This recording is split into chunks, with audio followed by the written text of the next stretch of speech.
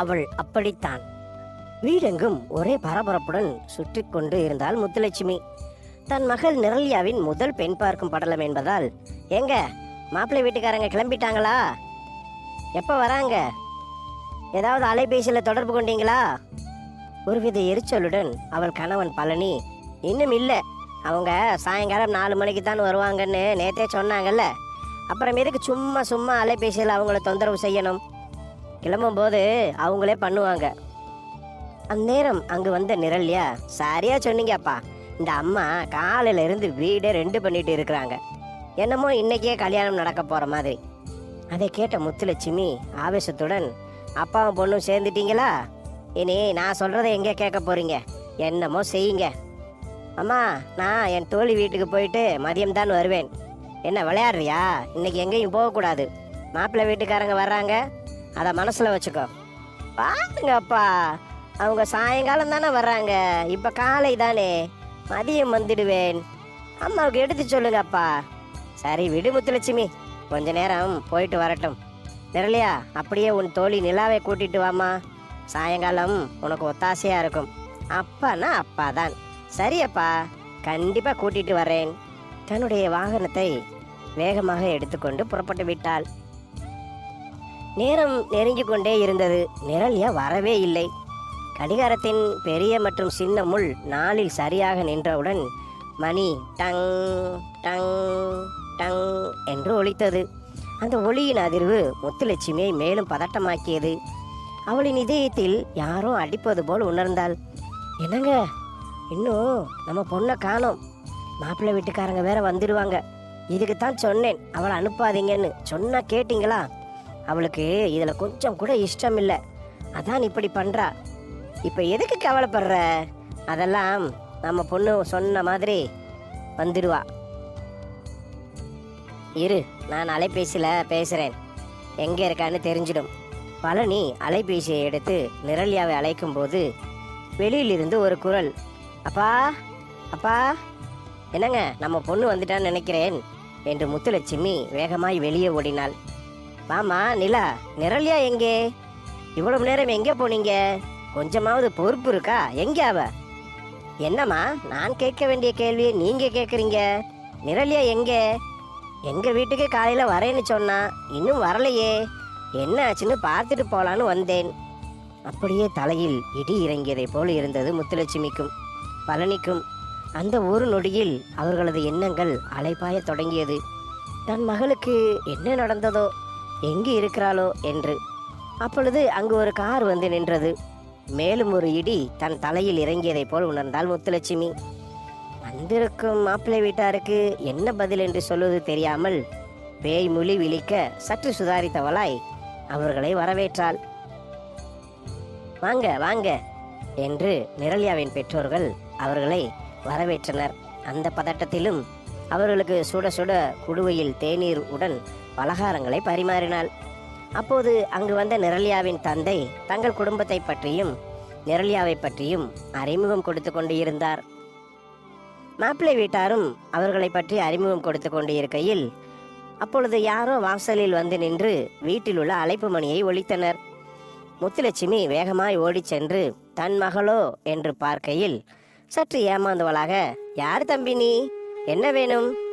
என் பேரு நிரஞ்சன், நான் தான் மாப்பிள்ளை என்றான். அப்படியே பேய் மொழி முழித்தால் முத்துலட்சுமி செய்வதறியாது. என்ன, உள்ள கூப்பிட மாட்டீங்களா என்று நக்கல் செய்தான் நிரஞ்சன். சற்று சுதாரித்தவளாய், அப்படியெல்லாம் இல்லை மாப்பிள்ள, உள்ள ஒரு பையன் உட்கார்ந்துருக்கிறாங்க, அவர் தான் மாப்பிள்ளையோன்னு நினைச்சேன். திடீர்னு நீங்க வந்து சொன்ன உடனே எனக்கும் ஒன்றும் புரியலை, அதான் மன்னிச்சுக்கோங்க. பரவாயில்ல அத்தை, இதுல என்ன இருக்கு? நீங்க என் அம்மா மாதிரி, உங்களை போய் தப்பா நினைப்பேனா? அவள் மனம் ஆனந்தத்தில் கூத்தாடியது. ஒரு பக்கம் தன் மகள் இன்னும் வரவில்லையே என்று மனம் கும்மிரியது. மாப்பிள்ளைக்கு தேநீர் கொடுத்து அமரச் செய்தாள். பொண்ணை கூட்டிட்டு வாங்கன்னு மாப்பிள்ளை அம்மா கேட்டவுடன் ஒருவித பதற்றத்துடன் முத்துலட்சுமி அது வந்து வந்து என்று தயங்கினாள். அப்பொழுது, இதோ பொண்ணு வந்துட்டாளே என்று மாப்பிள்ளை அப்பா சொல்ல முத்துலட்சுமி திரும்பி பார்த்தாள். அவள் கண்ணை அவளாலேயே நம்ப முடியவில்லை. நிரல்யா அலங்காரத்துடன் வந்து நின்றாள். முத்துலட்சுமிக்கு இப்பொழுதுதான் உயிர் வந்தது போல் இருந்தது.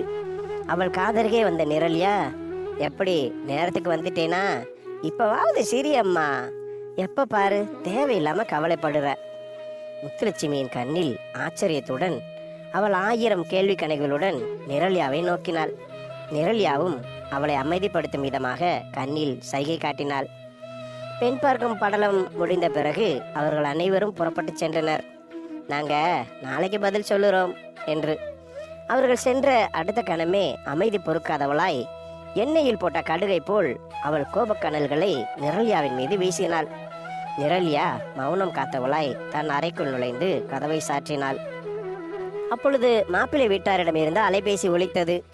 ஒருவித பதட்டத்துடன் அதை உயிர்ப்பித்தாள் முத்துலட்சுமி. சொல்லுங்க, என்ன விஷயம்? மறுமுனையில் மாப்பிள்ளையின் அம்மா, நாளைக்கே உறுதி பண்ணிடுவோம், எங்களுக்கு பொண்ணை ரொம்ப பிடிச்சி போச்சு. இப்படிப்பட்ட நல்ல பொண்ணு தான் நாங்கள் எதிர்பார்த்தோம். எங்கள் பையன் உங்கள் பொண்ணை பற்றி இப்போதான் என்கிட்ட சொன்னான். அதான் உடனே பேசிட்டேன்.